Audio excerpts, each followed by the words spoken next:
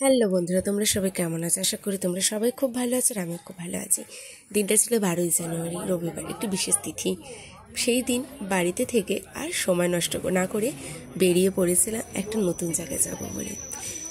এই শীতের মরশুমে একদিন ঘুরে আসা যায় কলকাতার মধ্যে দ্রষ্টব্য স্থানগুলির মধ্যে কিন্তু অন্যতম মেটকাফ হল। হেয়ার স্ট্রিট ও স্ট্র্যান্ড রোডের সংযোগস্থলে মিলেনিয়াম পার্কের উল্টো দিকে এটা অবস্থিত। 1840 থেকে 1844-এর মধ্যে খুব সম্ভবত এটি তৈরি হয়। সেই সময়কার গভর্নর জেনারেল স্যার চার্লেস টি মেটকাফের নাম অনুসারে এই নাম মেটকাফ হল।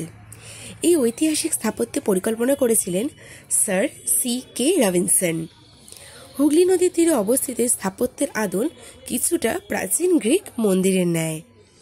পুরনো কলকাতার স্মৃতি, ঐতিহ্য, সংস্কৃতি সবকিছুই এখানে খুব সুন্দরভাবে তুলে ধরা হয়েছে। কলকাতার পুরনো বই, চলচ্চিত্র, অজানা ইতিহাস, দুর্গাপুজো, বিবাহের টোপর সবই দেখতে পাওয়া যায় এই মিউজিয়ামের এক ছাদের তলায়। সবকিছু ঘুরে দেখতে সময় কিন্তু প্রায় 1.5-2 ঘন্টার মতো লেগেই যায়। তবে একটা কথা বলতেই পারি, কলকাতাকে ভালোবাসো? তোমরা যদি সবাই কলকাতাকে ভালোবেসে থাকো আর কলকাতার সংস্কৃতির ইতিহাস জানতে চাও, এটি কিন্তু একটি অফবিট জায়গা যা খুবই শান্ত এবং নিরিবিলি।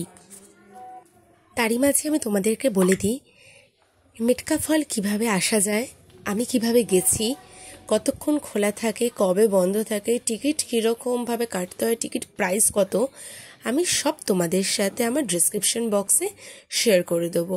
তোমরা ডেসক্রিপশন বক্সটা চেক করে নিও। মেটকাফ হল ঘোরা শেষ করে চলে গেছিলাম একটু মিলেনিয়াম পার্কের সাইডে। না, মিলেনিয়াম পার্কে ঢুকিনি, চলে যাচ্ছিলাম স্টেশনের দিকে। তো স্টেশনে যাওয়ার আগে মিলেনিয়াম পার্কের অপোজিট একটি ছোট্ট চায়ের দোকান থেকে 1 কাপ গরম গরম চা খেয়ে নিয়েছিলাম। ভীষণ রিফ্রেশিং লাগছিল। তারপরে স্টেশনের রোড ধরে হাঁটতে হাঁটতে চলে গেছিলাম বিবাদীবাগ স্টেশনে। বাস, গন্তব্য বাগবাজার। আবারও বাগবাজারে পৌঁছে নিয়ে নিয়েছিলাম একটা গরম গরম কফি। ব্যাস, এবার বাড়ি যাওয়ার পালা। দেখা হচ্ছে তোমাদের সাথে আবার আমার নতুন ভিডিওতে। তাহলে আজকের ভিডিওটা আমার এই পর্যন্তই থাকলো। তোমরা আমার ভিডিওটা দেখো আর আমাকে অবশ্যই কমেন্ট করে জানিও আমার এই ভিডিওটি তোমাদের কেমন লাগলো। আর যদি আমার এই ভিডিওটি তোমাদের ভালো লেগে থাকে, লাইক, শেয়ার, কমেন্ট আর সাবস্ক্রাইব করতে কিন্তু একদম ভুলে যেও না। আমি আবারও তোমাদের শেয়ার করছি আমার ডেসক্রিপশন বক্সে, আমি আমার ডিটেলসটা তোমাদের সঙ্গে শেয়ার করে দেবো মেটকাফ হল সম্পর্কিত আমি যা যা জানি। তাহলে দেখা হচ্ছে তোমাদের সাথে আমার পরের ব্লগে।